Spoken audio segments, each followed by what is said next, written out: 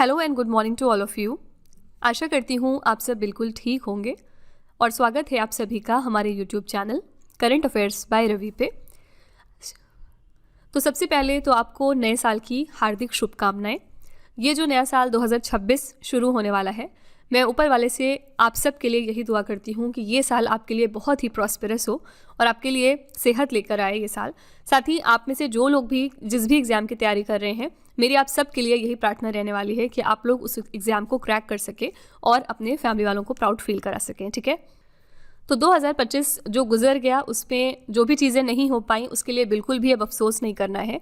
ये जो नया साल आपको मिल रहा है इसमें फिर से एक बार आपको पूरे हिम्मत और जोश के साथ तैयारी करनी है और बस ये टारगेट बना के चलना है कि जो पहला एग्ज़ाम आएगा, जो पहले पेपर पे आप बैठेंगे, उसको आपको क्रैक करना है। ठीक है, तो एक नए जोश के साथ हम नए साल का स्वागत करते हैं और हमारी पूरी टीम की तरफ से आप सबके लिए ये दुआएं हैं कि ये नया साल जो है ये आपके जीवन में नई ऊंचाइयां, सफलता और खुशियों की बौछार लेकर आए और आपका पढ़ाई में मन लगा रहे, सपने पूरे हों और हर कदम पर आपको विजय प्राप्त हो। ठीक है, तो ये आप सबके लिए हमारी टीम की तरफ से गुड विशेज़ हैं।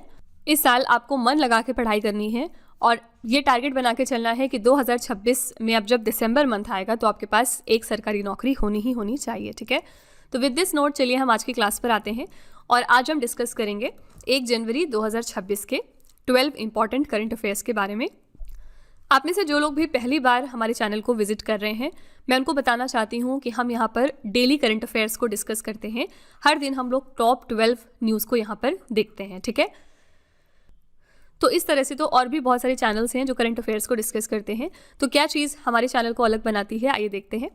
तो सबसे पहले हमारी चैनल की खासियत ये है कि हम रिवीजन पे बहुत ज़्यादा ध्यान देते हैं। ठीक है, और जैसा कि आप जानते हैं कि करंट अफेयर्स को पढ़ने और याद करने का एकमात्र तरीका जो है वो रिवीजन है। ठीक है, तो इसी चीज़ को हम ध्यान में रखते हैं और आप देखेंगे कि किसी भी क्वेश्चन में हम सिर्फ क्वेश्चन और आंसर करके आगे नहीं बढ़ते हैं, बल्कि हम उस क्वेश्चन से रिलेटेड कुछ ना कुछ पुराना जो करंट अफेयर्स है उसको रिलेट करते हैं, या फिर हो सकता है कि उसमें हम कंट्री की बात कर लें, कोई स्टैटिक बात कर लें, स्टेट की बात कर लें, कोई ना कोई हम आपको एक्स्ट्रा इन्फॉर्मेशन ज़रूर देते हैं हर क्वेश्चन में। ठीक है, इससे होता क्या है कि जो आपकी ओवरऑल नॉलेज है करंट अफेयर्स के मामले में और साथ ही स्टैटिक जीके के मामले में वो इम्प्रूव होती है। ठीक है, तो ज़्यादा ना बोलते हुए अगर आप पहली बार हमारे चैनल को विजिट कर रहे हैं तो मैं आपको बस इतना सा रिक्वेस्ट करूंगी कि कम से कम आप 10 दिन का ट्रायल आप हमारे इन वीडियोज़ को दें, जिससे कि आपको खुद पता चल जाएगा कि हमारे चैनल को कौन सी चीज़ अलग बनाती है, खास बनाती है। ठीक है, तो आप इसका रिजल्ट जो है वो अपने मॉक टेस्ट और एग्जाम्स में ज़रूर देखेंगे। खुद आपको फील होगा कि करंट अफेयर्स के सेगमेंट में जो आपकी नॉलेज है वो किस तरह से इंप्रूव होती है। ठीक है, तो फ्रेंड्स, अगर आप इनमें से किसी भी एग्जाम की तैयारी कर रहे हैं तो आप हमारी इन क्लासेस को ज़रूर फॉलो कर लीजिएगा। इन सभी एग्जाम्स के लिए ओरिएंटेड रहता है हमारा सेशन। ठीक है, तो चलिए अब हम क्लास की तरफ चलते हैं और क्लास की शुरुआत हम करते हैं पिछले दिन के रिवीजन के साथ, यानी कि एक दिन पहले हमने जो 12 क्वेश्चंस किए होते हैं उनको यहाँ पर हम दोबारा 1 लाइनर फॉर्मेट में रिवाइज करते हैं। ठीक है, तो कल का हमने पहला क्वेश्चन किया था, ये हम 31 दिसंबर के क्वेश्चंस रिवाइज कर रहे हैं। कल का हमने पहला क्वेश्चन किया था साहित्य का नोबेल पुरस्कार प्रदान करने वाली संस्था स्वीडिश अकादमी की नई स्थायी सचिव कौन बनेंगी। तो ये बन रही हैं इंग्रिड कार्लबर्ग और ये स्वीडन देश को बिलोंग करती हैं। सेकेंड क्वेश्चन हमने किया था किस देश ने युवाओं के लिए 1 साल की सशुल्क यानी पेड मिलिट्री गैप ईयर योजना शुरू करने की घोषणा करी है। ये अनाउंसमेंट कर दी है ब्रिटेन देश ने। थर्ड क्वेश्चन हमने किया था badminton world federation athletes commission की नई अध्यक्ष कौन बन गई हैं। तो ये है हमारी पीवी सिंधु। फोर्थ था राष्ट्रपति द्रौपदी मुर्मू किस पनडुब्बी पर सवार होकर पनडुब्बी से यात्रा करने वाली भारत की दूसरी राष्ट्रपति और पहली महिला राष्ट्रपति बन गई हैं। तो ये थी आईएनएस वाक्षीर। फिफ्थ क्वेश्चन था भांग की खेती को वैध और विनियमित करने के लिए किस राज्य सरकार ने ग्रीन टू गोल्ड पहल की शुरुआत करी। तो यह है हिमाचल प्रदेश का राज्य। नेक्स्ट है सोमालिया से अलग हुए क्षेत्र सोमाली लैंड को एक स्वतंत्र राष्ट्र के रूप में मान्यता देने वाला पहला देश कौन सा बन गया। तो ये देश था इजराइल। नेक्स्ट क्वेश्चन है किस राज्य सरकार ने प्री स्कूल से कक्षा 1 तक के बच्चों के पाठ्यक्रम में खासी और गारो भाषाओं को अनिवार्य कर दिया। ये था मेघालय राज्य। अगला है भारत का पहला स्वदेशी एमआरआई स्कैनर किसने विकसित कर लिया है। तो इसको विकसित किया जोहो वॉक्सएल ग्रिड्स ने। 9th क्वेश्चन था भारत सरकार ने खुफिया जानकारी एकत्र करने के लिए राष्ट्रीय खुफिया ग्रिड को किस डेटाबेस के साथ जोड़ दिया है। तो राष्ट्रीय जनसंख्या रजिस्टर के साथ। नेक्स्ट है दोहा में आयोजित फिडे वर्ल्ड रैपिड शतरंज चैंपियनशिप 2025 में किस भारतीय खिलाड़ी ने कांस्य पदक जीता है। तो कोनेरू हम्पी और अर्जुन एरिगैसी ने। दिसंबर 2025 में केंद्र सरकार ने सुप्रीम कोर्ट के एडिशनल सॉलिसिटर जनरल के रूप में किसे नियुक्त किया है? तो 3 लोग एडिशनल सॉलिसिटर जनरल के पद पर आए हैं, दविंदर पाल सिंह, कनक मेडला रविंद्र कुमार और अनिल कौशिक। ठीक है, अगला प्रश्न है, global athletic brand new balance ने अपना पहला भारतीय ब्रांड एम्बेसडर किसे नियुक्त किया है? तो ये है एक्ट्रेस जानवी कपूर। ठीक है, तो ये हमारे टॉप 12 करंट अफेयर्स थे कल के। कल हमने इन क्वेश्चंस को बहुत ही डिटेल में डिस्कस किया था। अगर आप इनको और ज़्यादा अच्छे तरीके से समझना चाहते हैं तो आप हमारा कल का लेक्चर ज़रूर रेफर करिएगा। ठीक है, बाकी चलिए हम आज की क्लास पर चलते हैं अपनी, और स्टार्ट करने से पहले बस एक छोटी सी इन्फॉर्मेशन है यहाँ पर आपके लिए। 2025 साल के लिए जो हमारी नवंबर मंथ के करंट अफेयर्स की ई बुक थी वो वेबसाइट पर ऑलरेडी लॉन्च हो चुकी है, और अगर आपको पिछले 11 महीने की करंट अफेयर्स का ई बुक चाहिए जिसमें जनवरी से लेकर नवंबर 2025 तक के सारे इंपॉर्टेंट करंट अफेयर्स हों, तो ये वाली ब्रह्मास्त्र PDF भी हमने तैयार की है और ये आपको मिल जाएगी हमारी वेबसाइट www.ravibooks.pdf.com पर। ये छोटा सा सैम्पल है हमारी नवंबर मंथ की करंट अफेयर्स की ई बुक का। यहाँ पर आप देख सकते हैं हमने 500 से ज़्यादा प्रश्न डिस्कस किए हैं और हर क्वेश्चन में हमने अच्छे तरीके से वेल एक्सप्लेन किया है। यहाँ पर हम highlights, important point, static GK और पिक्चर्स का इस्तेमाल करते हैं ताकि आपको प्रॉपर अंडरस्टैंडिंग हो सके हर सवाल में। ठीक है, तो अगर आप इंटरेस्टेड हैं, अगर आप हमारी इन बुक्स को परचेज़ करना चाहते हैं तो ये वेबसाइट है, आप यहाँ पर जाकर इनको ज़रूर चेकआउट कर लीजिएगा। साथ ही ये है हमारा मोबाइल एप्लीकेशन जिसका नाम है रवि स्टडी ऐप। आप इसको भी अपने फ़ोन में इंस्टॉल कर सकते हैं प्ले स्टोर से। यहाँ पर आपको बहुत सारे अलग अलग फीचर्स मिलेंगे, जैसे कि GS की टेस्ट सीरीज़ अवेलेबल है। इस वीडियो का फ्री PDF आपको यहाँ से मिलेगा। करंट अफेयर्स के नोट्स हैं, यूट्यूब के वीडियो नोट्स हैं, GK GS की ई बुक्स हैं, GS के नोट्स हैं। साथ ही यहाँ पर आप करंट अफेयर्स की टेस्ट सीरीज़ लगा सकते हैं एटसेट्रा। ठीक है, तो आप इस एप्लीकेशन को अपने फ़ोन में ज़रूर इंस्टॉल कर लीजिएगा और इसको आप फर्दर एक्सप्लोर कर सकते हैं। करंट अफेयर्स के सेक्शन में आपको ये एप्लीकेशन बहुत हेल्प करने वाला है। ठीक है, तो फ्रेंड्स चलिए फिर आज की हम क्लास पर अपने आते हैं और देखते हैं कि आज का हमारा पहला क्वेश्चन पहले महीने का क्या है। पहला क्वेश्चन है आज का, इजराइल शांति पुरस्कार 2026 से किसे सम्मानित किया जाएगा? तो 2026 का इजराइल पीस प्राइज किसको दिया जा रहा है? पिक्चर आप देख सकते हैं, कौन है ये US के प्रेसिडेंट हैं डोनाल्ड ट्रंप। ठीक है, डोनाल्ड ट्रंप को इस साल का इजराइल पीस प्राइज दिया जा रहा है। ठीक है, तो इजराइल के प्रधानमंत्री हैं बेंजामिन नेतान्याहू। इन्होंने घोषणा करी है कि डोनाल्ड ट्रंप को 2026 में इजराइल शांति पुरस्कार से सम्मानित किया जाएगा। 80 वर्षों में ये पहली बार हो रहा है कि इजराइल का सर्वोच्च नागरिक सम्मान किसी गैर इजरायली को दिया जाएगा। यानी इसका क्या मतलब है, अभी तक पिछले 80 सालों में जब भी कभी इस अवार्ड को अनाउंस किया गया है तो वो सिर्फ इजराइल के अंदर ही किसी न किसी पर्सन को दिया गया। ठीक है, तो 80 सालों में पहली बार हो रहा है जब इजराइल के बाहर किसी पर्सन को ये दिया जा रहा है। इजराइल का सर्वोच्च नागरिक सम्मान शांति श्रेणी पहली बार प्रदान किया जा रहा है। ठीक है, तो आपको यहाँ पर याद रखना है कि इजराइल पीस प्राइज 2026 के लिए विनर कौन है? ये है US के प्रेसिडेंट डोनाल्ड ट्रंप। ठीक है, यहाँ पे डोनाल्ड ट्रंप के बारे में अगर हम बात करेंगे तो इनको इस 2025 में एक और इम्पॉर्टेंट अवार्ड रिसेंटली दिया गया था और ये बहुत ही इम्पॉर्टेंट अवार्ड था फीफा की तरफ से। फीफा का जो पीस प्राइज़ है वो भी इस 2025 में डोनाल्ड ट्रंप को दिया गया। ठीक है, याद रखने वाली बात क्या है कि ये इसका फर्स्ट एडिशन था, यानी 2025 में पहली बार फीफा पीस प्राइज़ नाम का जो अवार्ड है क्रिएट किया गया और इसके पहले अवार्डी कौन थे? Donald Trump. ठीक है, तो ये दोनों जो इंपॉर्टेंट अवार्ड्स हैं ये किसको दिए गए हैं? डोनाल्ड ट्रंप को। ठीक है, तो यहाँ पर हमने बात करी है अवार्ड की, तो चलिए हम थोड़े से यहाँ पर 2025 के कुछ इंपॉर्टेंट पुरस्कार और सम्मान एक बार रिवाइज कर लेते हैं। ये सारे क्वेश्चंस हमने अपने डेली करंट अफेयर्स वाली क्लासेस में ऑलरेडी किया हुआ है। यहाँ पर एक तरीके की रिवीजन शीट है हमारी जो हम 1 लाइनर फॉर्मेट में देखने वाले हैं। ठीक है, तो विश्व खाद्य पुरस्कार 2025 दिया गया है डॉक्टर मारियांगेला हंगरिया को। 34वां सरस्वती सम्मान दिया गया है भद्रेश दास को। एबल पुरस्कार जो कि मैथमेटिक्स की फील्ड में दिया जाता है ये इस साल दिया गया मसाकी काशिवारा को। ये जापान देश को बिलोंग करते हैं। World press photo of the year के लिए विनर हैं समर अबू एलॉफ। रेमन मैग्सेसे पुरस्कार जीतने वाली पहली भारतीय संस्था बनी है एजुकेट गर्ल्स। संगीत कलानिधि पुरस्कार 2025 का दिया गया RK श्रीराम कुमार को। स्टॉकहोम जल पुरस्कार दिया गया था गुंटर ब्लॉशेल को। 59th एडिशन का जो ज्ञानपीठ पुरस्कार था ये दिया गया था मिस्टर विनोद कुमार शुक्ला को। डेनमार्क के राजा द्वारा night cross of the order of Dan Brock दिया गया मिस्टर विजय शंकर को। यूनाइटेड किंगडम सरकार के द्वारा लाइफ टाइम अचीवमेंट पुरस्कार दिया गया चिरंजीवी को। प्रवाह और सारथी पहल के लिए डिजिटल परिवर्तन पुरस्कार प्रोवाइड किया गया भारतीय रिजर्व बैंक को। नॉर्वे देश का होलबर्ग पुरस्कार मिला है गायत्री चक्रवर्ती स्पिवाक को।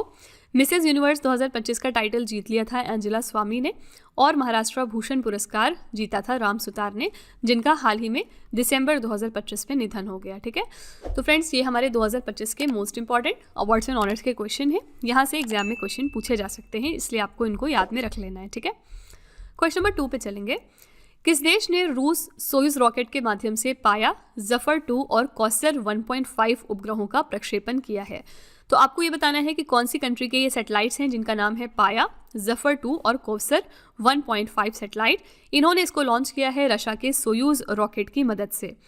तो ये जो सारे रॉकेट हैं ये ईरान देश के हैं। ठीक है, बी ऑप्शन यहाँ पर करेक्ट हो जाएगा। इनको लॉन्च किया गया है रशिया के सोयूज रॉकेट की मदद से।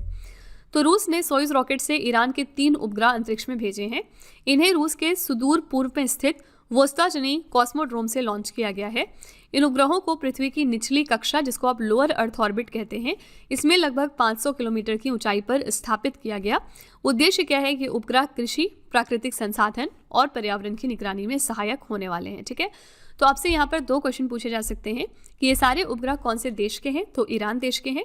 और ये किसकी मदद से लॉन्च किए गए? तो रशिया के सोयूज रॉकेट की मदद से। ठीक है, तो दोनों ही फैक्ट आपको याद में रखना है।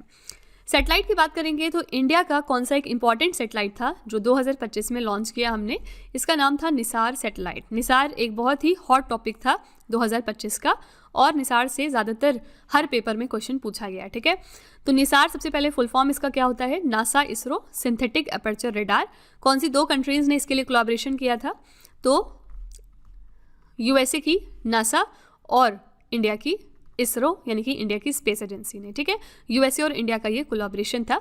नासा और इसरो ने इसके लिए कोलैबोरेट किया था। ओके, निसार को हमने किस रॉकेट की मदद से लॉन्च किया था? GSLV F-16। ये बहुत ज़्यादा एग्जाम में पूछा गया क्वेश्चन है कि निसार को हमने किस रॉकेट की मदद से लॉन्च किया? तो GSLV F-16। ठीक है, निसार के बारे में खास बात क्या थी? ये पहला सैटेलाइट था जिसमें 2 बैंड मौजूद थे। पहला आपका है S बैंड और दूसरा है L बैंड। ठीक है, S बैंड जो है ये आपका इसरो का कंट्रीब्यूशन है, और जो L बैंड है ये नासा का कंट्रीब्यूशन है। ठीक है, तो सिंपली याद रखिएगा S band is for ISRO and L band is for NASA. ठीक है, तो ये कुछ इंपॉर्टेंट फैक्ट्स हो गए निसार से रिलेटेड।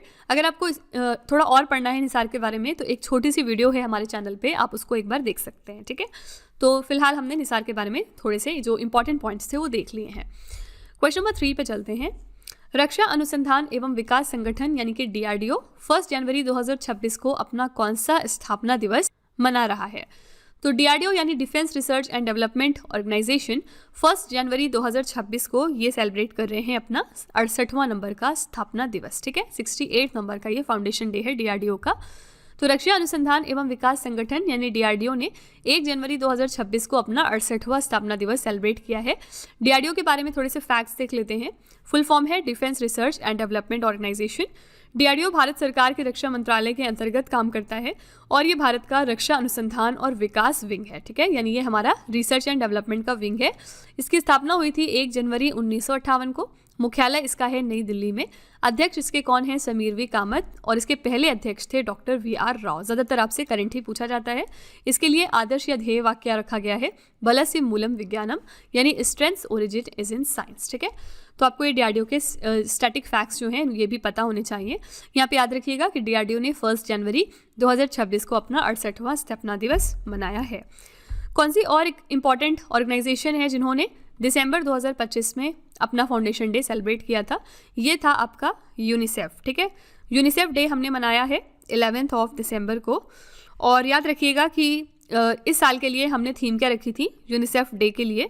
थीम थी माई डे माई राइट्स। ठीक है, और साथ ही अगर आपसे पूछा जाए कि यूनिसेफ का हेडक्वार्टर कहाँ पर लोकेटेड है? यूनिसेफ का हेडक्वार्टर न्यूयॉर्क में है। ठीक है, क्वेश्चन नंबर 4 पे चलते हैं।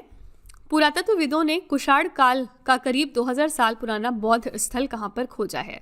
तो आर्कियोलॉजिस्ट ने डिस्कवर किया है लगभग 2000 साल पुराना बुद्धिस्ट साइट कुषाण पीरियड से कहाँ पर खोजा है? जम्मू कश्मीर के ज़िहानपोरा में। डी ऑप्शन बिल्कुल करेक्ट हो जाएगा यहाँ पर। तो जम्मू कश्मीर के बारामूला जिले के ज़िहानपोरा गांव में टीले खुदाई से 2000 साल पुराना बौद्ध स्थल मिल गया है। इस खुदाई में प्राचीन स्तूप, मठ और बस्तियों के अवशेष पाए गए। इसकी खोज फ्रांस के एक संग्रहालय से मिली पुरानी तस्वीरों के आधार से हुई है। और ये क्यों चर्चे में है? क्योंकि प्रधानमंत्री मोदी जी ने मन की बात कार्यक्रम के 129वें एपिसोड में इसका उल्लेख किया था और इसे देश के लिए गौरव का क्षण बताया था। ठीक है, तो आपको यहाँ पर याद रखना है कि ये कहाँ से हमें मिला है, जम्मू कश्मीर के ज़ेहनपोरा से। बहुत सारी चीज़ें इस तरह टाइम टू टाइम मिलती रहती हैं, जैसे कि अभी रिसेंटली इंडिया का एक बहुत बड़ा गोल नुमा यानी सर्कुलर भूल भुलैया हमें डिस्कवर हुआ था। कहाँ से? महाराष्ट्र के सोलापुर डिस्ट्रिक्ट से। इसके बारे में हमने अपने डेली करंट अफेयर्स वाली क्लासेस में चर्चा की थी। यहाँ पे जो बोरामानी ग्रासलैंड है, इस रीजन से हमें ये इंडिया का सबसे बड़ा गोल नुमा भूल भुलैया डिस्कवर हुआ था। ये भी माना गया कि लगभग 2000 साल पुराना है। ठीक है, तो आपको याद रखना है कहाँ से हमें मिला है, महाराष्ट्र के सोलापुर डिस्ट्रिक्ट से। ठीक है, क्वेश्चन नंबर 5 पे चलते हैं। किस देश ने ताइवान के आसपास क्षेत्र में जस्टिस मिशन 2025 नामक सैन्य अभ्यास आयोजित किया है? कौन सी कंट्री है जिसने जस्टिस मिशन 2025 नाम की मिलिट्री एक्सरसाइज को कंडक्ट किया है ताइवान के अराउंड? करेक्ट आंसर यहाँ पर हो जाएगा सी ऑप्शन, चाइना। ठीक है, तो जस्टिस मिशन 2025 नाम का जो ये सैन्य अभ्यास है, ये चीन की पीपल्स लिबरेशन आर्मी के ईस्टर्न थिएटर कमांड ने इस अभ्यास का नेतृत्व किया, यानी इन्होंने ऑर्गेनाइज किया था। इस अभ्यास के दौरान ताइवान के प्रमुख बंदरगाहों की नकली नाकेबंदी यानी मॉक ब्लॉकेड भी करी गई थी। ठीक है, तो 2 फैक्ट्स इस क्वेश्चन से याद रखिएगा कि जस्टिस मिशन नाम की एक्सरसाइज कौन सी कंट्री ने करी है, चाइना ने, और किस रीजन के अराउंड करी, यानी किस कंट्री को घेरे में लेके किया है, तो ताइवान को। ठीक है, तो यहाँ पे करेक्ट आंसर हो जाएगा सी ऑप्शन, चाइना। ऑप्शंस में जो कंट्रीज़ हैं, आइए देखते हैं इनके साथ हमारी जो इंडिया है वो कौन कौन सी एक्सरसाइज करती है। ब्रिटेन के साथ हम एक इंपॉर्टेंट एक्सरसाइज करते हैं जिसका नाम है अजेय वॉरियर। ठीक है, ये जो एक्सरसाइज है ये हम ब्रिटेन के साथ में करते हैं। जर्मनी के साथ एज सच हमारी कोई खास इंपॉर्टेंट एक्सरसाइज नहीं है। चाइना के साथ हम बात करेंगे तो चाइना के साथ एक हैंड इन हैंड नाम की एक्सरसाइज है जो कि 6 महीनों पर होती है। ज़्यादातर जो एक्सरसाइज हैं आपकी वो 1 साल में या 2 साल में होती हैं, लेकिन हैंड इन हैंड हर 6 महीने पे होती है। ठीक है, जापान के साथ हम 2 इंपॉर्टेंट एक्सरसाइज करते हैं। पहली आपकी हो गई जीमैक्स और दूसरी आपकी हो गई धर्मा गार्डियन। ये दोनों एक्सरसाइजेज हम करते हैं जापान देश के साथ। ओके, केंद्र सरकार ने किस राज्य के पार्वती अर्गा पक्षी अभ्यारण्य को इको सेंसिटिव जोन घोषित किया है? तो सेंट्रल गवर्नमेंट ने पार्वती अर्गा बर्ड सेंचुरी को डिक्लेयर कर दिया है इको सेंसिटिव जोन, और ये कौन से राज्य में स्थित है आपको ये बताना है। यहाँ पे करेक्ट आंसर हो जाएगा डी ऑप्शन, उत्तर प्रदेश। ठीक है, ये उत्तर प्रदेश में लोकेटेड है। केंद्र सरकार ने उत्तर प्रदेश राज्य के पार्वती अर्गा पक्षी अभ्यारण्य को इको सेंसिटिव जोन अनाउंस कर दिया है। ये उत्तर प्रदेश के गोंडा जिले में स्थित है। इस क्षेत्र को इको सेंसिटिव जोन घोषित करने का उद्देश्य क्या है? यहाँ की जैव विविधता को संरक्षित करना यानी कंजर्व करना, पर्यावरण के अनुकूल पर्यटन को बढ़ावा देना, और इसमें 2 प्रमुख झीलें भी शामिल हैं। पहला है पार्वती और दूसरा है अर्गा। ठीक है, इसे 2 दिसंबर 2019 को आधिकारिक तौर पर रामसर स्थल घोषित किया गया था। ये आपका मोस्ट इंपॉर्टेंट पॉइंट है। ठीक है, तो रामसर साइट भी इसको डिक्लेयर किया गया, यानी ये हमारी एक रामसर साइट है। करेक्ट आंसर हो जाएगा डी ऑप्शन, उत्तर प्रदेश। यहाँ पर रामसर साइट की हमने बात करी, तो हमारा लेटेस्ट रामसर साइट कौन सा है? ये हमारा 96 नंबर का लेटेस्ट रामसर साइट है और इसका नाम है सिलीसेड लेक। ठीक है, कहाँ पर ये लोकेटेड है? ये राजस्थान में है और दिसंबर मंथ में 2025 के इसको रामसर साइट की सूची में शामिल किया गया था। इसी के साथ जो 95 नंबर की हमारी रामसर साइट है, ये क्या है? ये आपका कोपरा रिजर्वॉयर है जो कि कहाँ पर लोकेटेड है? छत्तीसगढ़ में। इसी के साथ हमने ये पढ़ा था कि छत्तीसगढ़ का ये पहला रामसर साइट है। ठीक है, और 94 नंबर का जो हमारा रामसर साइट है ये है आपकी गोगाबील लेक, और ये कहाँ पर लोकेटेड है? ये बिहार की एक लेक है। ठीक है, और इसी के साथ बिहार का ये 6वां नंबर का रामसर साइट बना था। ये तीनों जो मैं आपको बता रही हूँ, क्यों बता रही हूँ? क्योंकि ये नवंबर और दिसंबर मंथ में रामसर साइट की सूची में शामिल किए गए, इसलिए ये आपके लेटेस्ट करंट अफेयर्स में आता है। ठीक है, तो यहाँ पर याद रखिएगा कि इंडिया के पास फिलहाल 96 रामसर साइट्स हैं, उनमें से ये तीनों एकदम लेटेस्ट हैं। ठीक है, क्वेश्चन नंबर 7 है, किस राज्य सरकार ने चिकित्सा शिक्षा में डिजिटल पारदर्शिता सुनिश्चित करने के लिए ई स्वास्थ्य संवाद पहल की शुरुआत करी है? कौन सी स्टेट गवर्नमेंट है जिसने ई स्वास्थ्य संवाद इनिशिएटिव को लॉन्च किया ताकि डिजिटल ट्रांसपेरेंसी इंश्योर हो सके मेडिकल एजुकेशन में? आंसर हो जाएगा बी ऑप्शन, राजस्थान। तो ई स्वास्थ्य संवाद के बारे में थोड़े से स्टैटिक फैक्ट देखते हैं। इसकी शुरुआत राजस्थान के मुख्यमंत्री भजन लाल शर्मा और चिकित्सा शिक्षा मंत्री गजेंद्र सिंह खींवसर के मार्गदर्शन में की गई। इसके तहत क्या होगा, सप्ताह में 2 बार यानी मंगलवार और गुरुवार को वीडियो कॉन्फ्रेंसिंग के माध्यम से संवाद सत्र आयोजित किए जाएंगे। उद्देश्य क्या है, चिकित्सा शिक्षा के क्षेत्र में जवाबदेही तय करना, योजनाओं के कार्यान्वयन में होने वाली देरी को कम करना। ठीक है, ये इसका पर्टिकुलर उद्देश्य है। तो ई स्वास्थ्य संवाद इनिशिएटिव राजस्थान का है। राजस्थान की हमने बात करी है, तो इसकी कैपिटल क्या है, जयपुर। यहाँ पर चीफ मिनिस्टर कौन है, मिस्टर भजन लाल शर्मा, और यहाँ पर गवर्नर कौन है, श्री हरिबाबू बागड़े। ठीक है, क्वेश्चन नंबर 8 है, स्पाइनल मस्कुलर एट्रोफी के इलाज के लिए विश्व की पहली इतविस्मा जीन थेरेपी कहाँ दी गई है? तो दुनिया की ये पहली इतविस्मा जीन थेरेपी है स्पाइनल मस्कुलर एट्रोफी के लिए। ये कहाँ पर एडमिनिस्टर की गई है? करेक्ट आंसर हो जाएगा डी ऑप्शन, अबू धाबी। ठीक है, तो अबू धाबी का शेख खलीफा मेडिकल सिटी दुनिया का पहला ऐसा अस्पताल बन गया है जहां स्पाइनल मस्कुलर एट्रोफी के लिए एक बार की जीन थेरेपी इतविस्मा दी जा रही है। स्पाइनल मस्कुलर एट्रोफी क्या होती है? ये एक तरह की आनुवंशिक बीमारी है जो रीढ़ की हड्डी की नसों को प्रभावित करती है, जिससे कि जो आपकी मांसपेशियां हैं वो कमज़ोर होकर सिकुड़ने लगती हैं। इतविस्मा टीका फार्मा कंपनी नोवार्टिस ने तैयार किया है, ये फैक्ट याद रखिएगा। ठीक है, तो यहाँ पे करेक्ट आंसर हो जाएगा डी ऑप्शन, अबू धाबी। ठीक है, ये दुनिया की पहली इतविस्मा जीन थेरेपी हो गई स्पाइनल मस्कुलर एट्रोफी के लिए, जिसको कि अबू धाबी में एडमिनिस्टर किया गया। अबू धाबी के बारे में एक इंपॉर्टेंट करंट अफेयर्स हम क्या जानते हैं 2025 का, जो हमारी IIT दिल्ली है, इन्होंने अपना जो पहला आउटसाइड इंडिया कैंपस डाला है वो 2025 में यहीं पर डाला, अबू धाबी में। ठीक है, तो ये आपका 2025 का एक इंपॉर्टेंट करंट अफेयर्स हो गया। क्वेश्चन नंबर 9 पे चलते हैं। किस देश ने 1 जनवरी 2026 से भारतीय निर्यात के लिए अपनी 100% टैरिफ लाइनों पर सीमा शुल्क समाप्त करने की घोषणा करी है? तो कौन सी कंट्री है जिन्होंने अनाउंस किया कि वो अपने कस्टम ड्यूटीज एलिमिनेट करेंगे on 100% of its tariff lines for Indian exports 1 जनवरी से? करेक्ट आंसर हो जाएगा ए ऑप्शन, ऑस्ट्रेलिया देश। ठीक है, तो ऑस्ट्रेलिया ने ये अनाउंसमेंट कर दी है कि वो 1 जनवरी 2026 से भारत से आने वाले सभी उत्पादों पर लगने वाले शुल्क को पूरी तरह खत्म कर देंगे। ये भारत और ऑस्ट्रेलिया के बीच आर्थिक सहयोग और व्यापार समझौते का हिस्सा है जो 29 दिसंबर 2022 को लागू हुआ था और ये उसके तीसरे वर्षगांठ पर आया है। ठीक है, तो ये जो कस्टम ड्यूटीज़ को एलिमिनेट करने की बात है इंडिया के लिए, ये कौन कर रहा है? ऑस्ट्रेलिया देश। ठीक है, ऑस्ट्रेलिया के बारे में एक इंपॉर्टेंट करंट अफेयर्स हम क्या जानते हैं? ऑस्ट्रेलिया पूरे दुनिया की पहली कंट्री बनी है जिन्होंने सोशल मीडिया पर बैन लगा दिया है अपने यहाँ के बच्चों पर, यानी कि जो भी 16 साल से कम उम्र के बच्चे हैं उनके ऊपर सोशल मीडिया का बैन लग गया है। और ये जिम्मेदारी दी गई है सोशल मीडिया को, यानी कि जो हमारे टिकटॉक के ओनर्स हैं, जो इंस्टाग्राम हैंडल करते हैं, जो यूट्यूब के ओनर्स हैं, इनके ऊपर ये रिस्पॉन्सिबिलिटी डाली गई है कि कोई भी 16 साल से कम उम्र का बच्चा सोशल मीडिया आपका नहीं यूज़ करना चाहिए ऑस्ट्रेलिया देश में। ठीक है, तो इसके लिए अलग अलग जो है रूल्स ये सारी कंपनीज अब निकालेंगी। फिलहाल आपको ये याद रखना है कि ऑस्ट्रेलिया देश जो है ये पहला ऐसा देश बना पूरी दुनिया का जिन्होंने ये स्टेप लिया है। ठीक है, क्वेश्चन नंबर 10 है, एमिकस ग्रोथ द्वारा जारी रिपोर्ट के अनुसार दुर्लभ पृथ्वी खनिजों के भंडार के मामले में भारत वैश्विक स्तर पर किस स्थान पर आता है? तो एमिकस ग्रोथ की एक रिपोर्ट रिलीज हुई थी जिसके मुताबिक इंडिया की ग्लोबल रैंक क्या है in terms of rare earth mineral reserve? यहाँ पे करेक्ट आंसर हो जाएगा 3rd। ठीक है, इस मामले में हम तीसरे स्थान पर आते हैं। तो एमिकस ग्रोथ द्वारा जारी एक रिपोर्ट में Bharat 6.9 million tonne rare earth oxide भंडार के साथ दुर्लभ पृथ्वी भंडार में तीसरे स्थान पर रहा, जो वैश्विक भंडार का लगभग 6 से 7% है।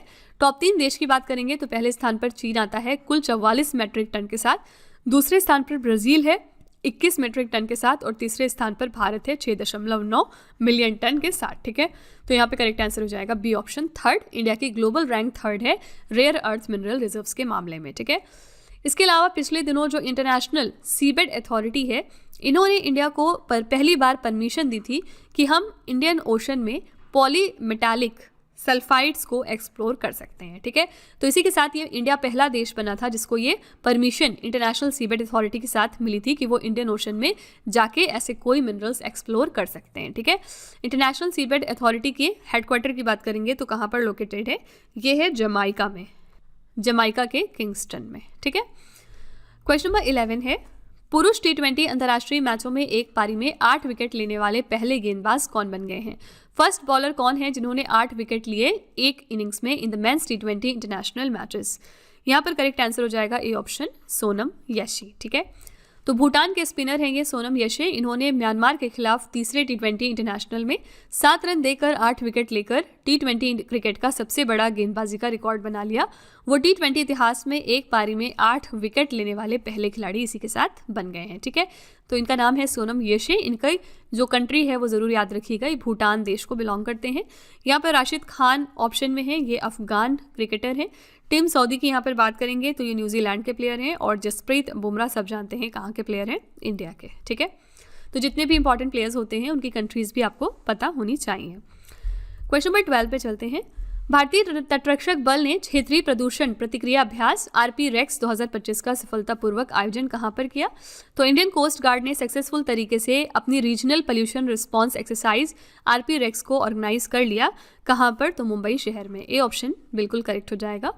तो भारतीय तटरक्षक बल ने मुंबई में क्षेत्रीय स्तर का प्रदूषण प्रतिक्रिया अभ्यास आयोजित किया। मुख्य उद्देश्य इसका क्या था? समुद्र में तेल प्रदूषण की घटनाओं पर शीघ्र और प्रभावी ढंग से प्रतिक्रिया देने के लिए भारत की तत्परता को बढ़ाना। ठीक है, तो ये इवेंट कहाँ पर हुआ है? मुंबई शहर में। ओके, यहाँ पर हमने पोल्यूशन की बात करी है, तो इंडिया की पहली पोल्यूशन कंट्रोल वेसल कौन सी है, इसका नाम आपको बताना है। इसका नाम है समुद्र प्रताप। ठीक है, और ये भी आपका लेटेस्ट करंट अफेयर्स है क्योंकि 2025 में इसको इंडियन नेवी में इंडक्ट किया गया था। ठीक है, और समुद्र प्रताप जो है इसको किसने डिज़ाइन किया है? इसको गोवा शिपयार्ड लिमिटेड ने डिज़ाइन किया है। ठीक है, तो फ्रेंड्स ये थे हमारे आज के top 12 current affairs. I really hope कि आपको हमारी वीडियो पसंद आई होगी। और हमेशा हम लास्ट में आपके लिए एक छोटा सा 3 क्वेश्चन का टेस्ट रखते हैं जो इसी वीडियो में से होता है। और इस टेस्ट को देने का पर्पज़ क्या होता है कि आप ये देख सकें कि आपने इस पूरी वीडियो को कितने अच्छे तरीके से देखा और कितने अच्छे तरीके से क्लास को अटेंड किया। ठीक है, तो आज का पहला क्वेश्चन है आपके लिए, रक्षा अनुसंधान एवं विकास संगठन 1 जनवरी 2026 को अपना कौन सा स्थापना दिवस मना रहा है? दूसरा प्रश्न है, किस देश ने ताइवान के आसपास के क्षेत्र में जस्टिस मिशन नाम का सैन्य अभ्यास आयोजित किया था? और तीसरा प्रश्न है, किस राज्य सरकार ने चिकित्सा शिक्षा में डिजिटल पारदर्शिता सुनिश्चित करने के लिए ई-स्वास्थ्य संवाद पहल की शुरुआत करी? तो फ्रेंड्स ये 3 क्वेश्चंस आपके लिए हैं एज ए होमवर्क, और इनका जो जवाब है वो आपको कमेंट में जाके लिखना है। और इसी के साथ हमारी क्लास यहाँ पर एंड होती है। मैं पूरी उम्मीद करती हूँ कि आपको हमारी क्लास पसंद आई होगी और आप अपना फीडबैक कमेंट में ज़रूर लिख दिया करिए। साथ ही अगर आपको लगता है कि इसमें कुछ इंप्रूव होना चाहिए, कोई आप सजेशन देना चाहते हैं, तो यू आर ऑलवेज वेलकम। आप कमेंट में वो लिख सकते हैं, हम उसको डेफिनेटली रिव्यू करेंगे। ठीक है, तो फ्रेंड्स इसी तरह के बेस्ट क्वालिटी कंटेंट और अच्छी प्रिपरेशन के लिए आप हमारे चैनल के साथ जुड़े रहिए। मिलते हैं अगली क्लास में एक और इम्पॉर्टेंट टॉपिक के साथ। Till then stay tuned. Thank you so much for watching. Also don't forget to like, share and subscribe our channel. Friends यहाँ पे वीडियो को एंड करने से पहले मैं आपको एक छोटी सी इन्फॉर्मेशन दे दूँ कि अगर आप इंग्लिश मीडियम में ज़्यादा कंफर्टेबल हैं, यानी कि अगर आप करंट अफेयर्स को और स्टैटिक जीके को इंग्लिश मीडियम में पढ़ना प्रेफर करते हैं, तो इसके लिए आप हमारे चैनल रवि अदिति क्लासेस को सब्सक्राइब कर सकते हैं। इसके अलावा अगर आपको बुक्स चाहिए प्रिंटेड फॉर्मेट में, तो ये आपको मिल जाएगी हमारी वेबसाइट www.raviaditipublication.com पर, और ये आपके घर तक भी डिलीवर की जाएंगी। तो फिलहाल आपके लिए हमने लॉन्च किया है GS का 1 लाइनर 25,000 प्लस एग्जाम फैक्ट का बुक, जहाँ पर सभी इंपॉर्टेंट क्वेश्चंस को हमने कवर किया है। साथ ही यहाँ पे आपको जनरल साइंस, GK और NCERT के नोट्स वगैरह भी मिल जाएंगे। इसके अलावा अगर आपको ई बुक्स चाहिए तो ये आपको ईमेल के थ्रू इंस्टेंटली डिलीवर की जाएगी, और ये मिलेगी आपको हमारी वेबसाइट www.ravibooks.pdf.com पर। तो यहाँ पर आप देख सकते हैं कि जनवरी से लेकर मई, यानी कि लास्ट 5 मंथ का करंट अफेयर्स का ई बुक हमने लॉन्च किया है आपके लिए। इसके अलावा मंथली और ईयरली ई बुक्स भी मिल जाएंगी। साथ ही 11,000 प्लस GK GS का बुक भी आपके लिए अवेलेबल किया गया है। ठीक है, तो अगर आपको इनमें से कोई भी ई बुक चाहिए तो इस वेबसाइट पर जाके आप इनको परचेज कर सकते हैं। साथ ही ये हमारा मोबाइल एप्लीकेशन है जिसका नाम है रवि स्टडी ऐप। अगर आपको इस वीडियो का फ्री PDF चाहिए तो आप यहाँ पर जाके इसको डाउनलोड कर सकते हैं। इस एप्लीकेशन में और भी चीज़ें हैं आपके लिए, जैसे कि GS की टेस्ट सीरीज़, करंट अफेयर्स के नोट्स, यूट्यूब के वीडियो नोट्स, करंट अफेयर्स की ई बुक्स, GK GS की ई बुक्स एटसेट्रा। ठीक है, तो आप इस एप्लीकेशन को डाउनलोड करके फर्दर एक्सप्लोर कर सकते हैं। और सभी वीडियोस और ई बुक से रिलेटेड जो अपडेट्स हैं वो आपको मिलेगी हमारे Telegram channel current affairs by Ravi पर। तो इसको भी आप ज़रूर ज्वाइन कर लीजिएगा, जिससे कि आप हमारे सारे न्यू लॉन्चेस से अपडेटेड रहें। ठीक है।